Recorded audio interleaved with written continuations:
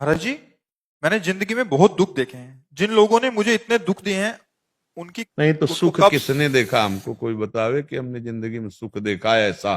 परिभाषा समझिए सुख की।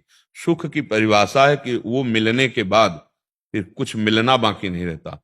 जो स्व से मिलता है उसे सुख कहते हैं, जो पर से मिलता है उसे दुख कहते हैं। अब आपको जीवन में किसी को सुख मिला हो तो हमें बताओ। ये कह रहे हैं कि जिन्होंने मेरे को दुख दिया उनको कब सजा मिलेगी? अपनी जबान अगर दांत से कट जाए तो आप क्या पत्थर लेकर दांत तोड़ देंगे? उत्तर दीजिए। अपनी चूक से अगर अपनी जबान कट जाए, दांत से कटी जाती कभी कभी ऐसे, तो आप दंड देते हैं क्या दांतों को? तत्काल क्षमा, और सोचते भी नहीं कि दांतों से अपराध हुआ है। क्यों? क्योंकि अपना है। आप जिनको मान रहे हैं अपना, क्या अपना असलियत में माना था? हमारी वृत्ति ही हमको दुख देती है, आपको सच्ची बताएं। जैसे किसी भी आदमी के दिमाग में आपके प्रति प्रतिकूलता आई तो आपका कर्म ही उसके दिमाग में पहुंच गया। हम कई बार ये दृष्टांत सुनाया है। एक गौतमी नाम की महान तपस्विनी थी, महाभारत में भगवान श्री कृष्ण द्वैपायन व्यास देव जी ने लिखा है। वो बहुत ही सामर्थ्यशालिनी हो गई तपस्या के। अच्छा, उनका एक पुत्र था। वो खेलने के लिए जंगल में निकला तो काले सर्प ने काट लिया और तत्काल मृत्यु हो गई। तो कुछ वहां के व्याध उठाकर लाए और तपस्विनी जी के आगे जब देखा उन्होंने हमारे पुत्र की मृत्यु कैसे हुई, तो उनका सर्प ने काटा है। मंत्र से आह्वान किया, सामने सर्प। उनका अभी तेरे 100 टुकड़े करती हूं। तूने मेरे पुत्र को क्यों मारा? वो बहुत तपस्विनी थी, सबकी भाषाओं का ज्ञान था। तो उन्होंने कहा, सर्प ने कहा कि आप व्यर्थ में मुझे दंड देंगी। मैंने नहीं मारा, मेरे सर पर मृत्यु सवार हुई आके और कटवा दिया। बात तो ठीक है। मृत्यु का आह्वान किया और कहा मैं अपने तपोबल से तुम्हें भस्म कर दूंगी। उनका व्यर्थ में आप अपनी तपस्या नष्ट मत कीजिए। मैंने कुछ नहीं किया, काल ने प्रेरित होकर मेरे से सांप को प्रेरित करवा के कटवा दिया। हाँ, ये भी बात सत्य है। अब उन्होंने काल भगवान का स्वरूप है, सामने आया तो उनका नाराज मत हो। तुम्हारे बेटे के कर्म ने मुझे प्रेरित किया और मैंने मृत्यु को प्रेरित किया, मृत्यु ने सांप को काट दिया। मूल तुम्हारे बेटे का कर्म है। अब शांत। को न काहू के सुख दुख कर दाता और निज कृत कर्म भोग सुन रहा। अध्यात्म से शांति की बात यह है कि जब हमारा कर्म कहीं ना कहीं हमें दंड देना चाहता है तो घटना बन जाता है, व्यक्ति के दिमाग में बैठ जाता है, वस्तु विपरीत हो जाती है, परिस्थिति विपरीत हो जाती है और दुख भोग कर हम पवित्र हो जाते हैं। हमें कोई दुख नहीं दे रहा, हमारे कर्म ही हमको दुख दे रहे हैं। अब अपने कर्मों को तो आप देख नहीं रहे। आपको लग रहा है उसने गलत किया, उसको मेरे सामने दंड मिलना चाहिए। अगर आप इसी जन्म में आप अपने कर्मों का हिसाब लेने के लिए तैयार हो तो फिर रो पड़ेंगे आप। कोई भी व्यक्ति हो, गलती नहीं हुई आपसे, भयानक गलतियां हुई, देख लो। आपने क्षमा किया ना अपने को, प्रभु से मांगा क्या कि मुझे दंड दीजिए? सब देख लो, सब, एक व्यक्ति की बात नहीं। क्योंकि जब तक बुद्धि भगवान में स्थित नहीं होती तब तक इसका भरोसा नहीं है। पाप कराने में बहुत प्रबल है।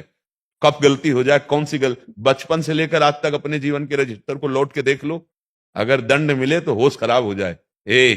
कोई और नहीं मुझे कष्ट दे रहा, मेरे कर्म ही मुझे। अवश्य में भोक्तव्यम कृतम कर्म शुभा। अब वो कर्म जो है किसी व्यक्ति के माइंड में बैठेगा, कोई घटना बन जाएगा, कोई रोग बन जाएगा, कोई परिस्थिति बन जाएगा, कोई वस्तु की प्रतिकूलता बन जाएगी। अब हम देखते हैं बाहरी, अंदर देखते नहीं। हमारे दुख का कारण हमारा किया हुआ कर्म और हमारी सोच है।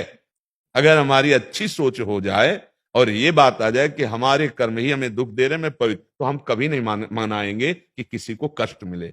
संत जन जब कभी किसी ने कष्ट दिया है तो उसका मंगल मनाया है। क्यों मनाया है? कि हे प्रभु, मेरे ही कर्म का फल इससे मिल रहा है, आप इसको दंड मत दीजिएगा। ये इसमें करता नहीं है, नाथ इसको क्षमा कीजिएगा। करत जे अनुशहन निंदक तिनहु पे अनुग्रह। अब हम नया कर्म नहीं करेंगे उसका बुरा मना करके। जैसे हम इंतजार करते हैं ना उसका बुरा हो, ये नई सोच हो रही है, ये नया कर्म बन रहा है। उसका बुरा पता नहीं होगा कि नहीं होगा, मेरा बुरा अभी हो रहा है, जल रहे हैं, अशांत हैं, उसके प्रति द्वेष है, यही तो दंड है, यही जलाता रहेगा। ए भाई, अगर सही माने में आप सुखी होना चाहते हो तो दूसरों के प्रति आप द्वेष ना करो। आपसे जो द्वेष करते हैं अच्छा व्यवहार करो। उसका जो होना होगा हो जाएगा, भगवान देख रहा है। अगर आपसे कोई पूछे कि आपको इसने दुख दिया, आप क्या चाहोगी, तो आपके मन में ये आना चाहिए भगवान इसकी बुद्धि को ठीक कर दे, और ये कभी जैसा हमारे साथ बर्ताव किया वैसा कभी ना करे, भगवान इसका मंगल करे।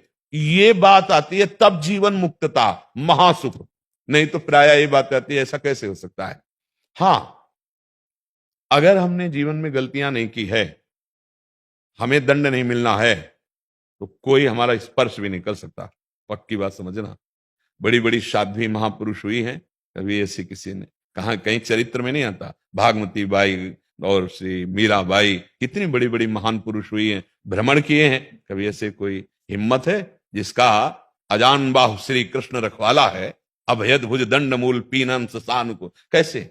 देखो हमारी बहुत सी ऐसी गलतियां हैं जिसको भगवान क्षमा किए हुए हैं। इसी जन्म में देखो जो महत पाप हैं, जिसे आपने पाप नहीं माना, मनमानी किया, हमको चाहिए अगर हमें कोई कष्ट मिल रहा है तो हम सह ले। हाँ, ऐसा कोई धर्म विरुद्ध तो कानून बना हुआ है, आप रिपोर्ट कर दीजिए, अंदर जलिए मत कि भगवान उसको कब दंड देंगे। नहीं। हमें जो दंड मिला है हमारे कर्म का, उसका भगवान जाने। राधा राधा राधा, हम अपने हृदय की जलन को तो शांत करें, हम द्वेष को मिटावें। ये द्वेष, ये जलन हमें पुनः नया जन्म देगा, फिर हमारे पक्का हमको भोगना पड़ेगा। जो जो हम सोच रहे, जो जो हम कर रहे हैं, वो बिल्कुल खेती में बो रहे हैं। एक दृष्टांत में हमने पढ़ा था कि एक आदमी के बच्चा नहीं होता था, उसने किसी ऐसे मंदबुद्धि वाले से पूछा जो अपने को बहुत ज्ञानी समझते पर मंद बुद्धि, तो उन्होंने कहा यदि देवी को बकरे की बलि दी जाए तो पुत्र प्राप्त हो जाएगा। अब वो बकरा गांव में ढूंढा तो एक नवीन बच्चा हुआ था, मां का दूध पी रहा था। अब तो उस गृहस्थ ने कहा बकरी सही देंगे हम, क्योंकि नया बच्चा के लिए दे देंगे तो क्या, खरीद लिया। और बकरी देखती रही और मंत्र वंत्र पढ़े गए और बच्चे को, अब वो आंसुओं से युक्त, ऐसा नहीं कि पशु को ज्ञान नहीं होता, प्रियता नहीं होती, उसके बच्चे को छीनकर उसका गला काट। बच्चा कैसे हो सकता है, कैसे हो सकता है, किसी के बच्चे को काट के कहीं अपने को बच्चे का सुख मिल सकता है। अब उसका शरीर जब छूटा उस व्यक्ति का, अब उसका अगला जन्म बकरे का हुआ, और जो बकरा था वो मनुष्य बना।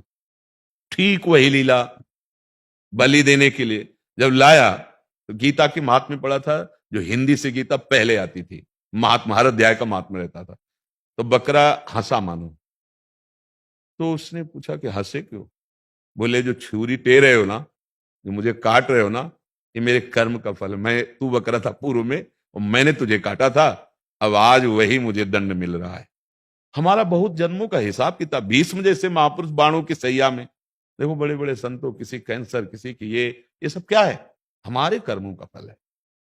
कोई थोड़ी हमें दंड दे रहा है, हमारे कर्म ही हमको दंड दे रहे हैं। अगर हम सच्चाई को माने तो हम मुक्त हो जाएंगे, और अगर झगड़ा झंझट और ये मनाते रहेंगे इसका बुरा हो, तो वो बुरा हो कि ना हो, लेकिन हमारा अभी बुरा हो रहा है, हमारा हृदय जलेगा और उसको देखते ही शत्रु भाव रहेगा। अब बताओ क्या भाव रह जाएगा, हमारी क्या पवित्रता। हम तो यही मनाते हैं कि हमारी बुद्धि शुद्ध हो जाए, हमें सब में क्षमा भाव करने की शक्ति आ जाए। धर्म विरुद्ध ज्यादा कोई कर रहा हो तो कानून बना हुआ है, हम जले क्यों, हम उसको कानून में रिपोर्ट कर दें। अगर कोई हमारे साथ ऐसा धर्म विरुद्ध बर्ताव करना चाहता है या ऐसा बचाव पक्ष है, भगवान का आश्रय लेकर के व्यवहार में प्रवीणता पूर्वक चला जाए तो प्रपंच से मुक्त हो जाएंगे। नहीं ऐसे जला करते हैं। देखो ये तो आपके अंदर भावना है कि उन्होंने दुख दिया इसलिए उनका पतन हो।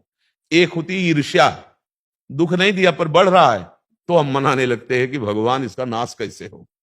हमारी बुद्धि कितनी निकृष्ट है, और उसका पुण्य है, उसने पुरुषार्थ किया, वो बढ़ रहा है, भैया तो सुखी रहे।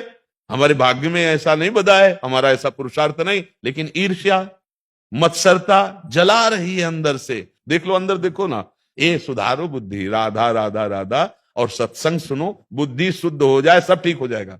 तो हमको किसी का विक्षेप स्वीकार नहीं करना। कोई हमें गाली देकर रोकना चाहता है, कोई हमें प्यार करके रोकना चाहता है। हमारा लक्ष्य है प्यार करने वाले में भी प्रभु को देखना, गाली देने वाले में भी प्रभु को देखना।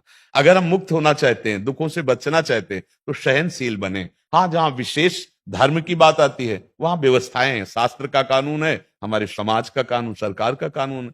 हम जलने से बचें, हम ऐसा कुछ ना करें जो कानून और धर्म के विरुद्ध। ये धर्म के विरुद्ध है। दूसरे का अमंगल सोचने वाला कभी मंगल को स्वयं प्राप्त हो ही नहीं सकता। अब अपने आप को हम संभालें, अपने हाथ से अपने चोट लग जाती है, अपने दांत से लग जाती है। ऐसे ही हमारा कोई कर्म है जो हमको दुख दे रहा है? नहीं, कोई नहीं दुख दे रहा। आप देखो, आप लोग हजारों की संख्या में मिलते हैं रोज, ये भगवान का स्वरूप है। ये आए हैं हमको कृतार्थ करने के लिए, दर्शन देने के लिए। आनंद उठ रहा है एक एक को हमें देख के, वो हमें मान रहे हैं, तो वो नाच रहे हैं, वो आनंदित हो रहे हैं, हम दोनों आनंदित हो रहे हैं। किसको? भगवत भाव से। नहीं आनंदित हो रहे? हम क्या आनंदित हो रहे कि इतने हजार रूप में बच्चा, बूढ़ा, माई, बहन, सबके रूप में मेरे प्रभु आके दर्शन दे रहे हैं, साक्षात विराट भगवान। ऐसे सबके चरणों में सबको ऐसे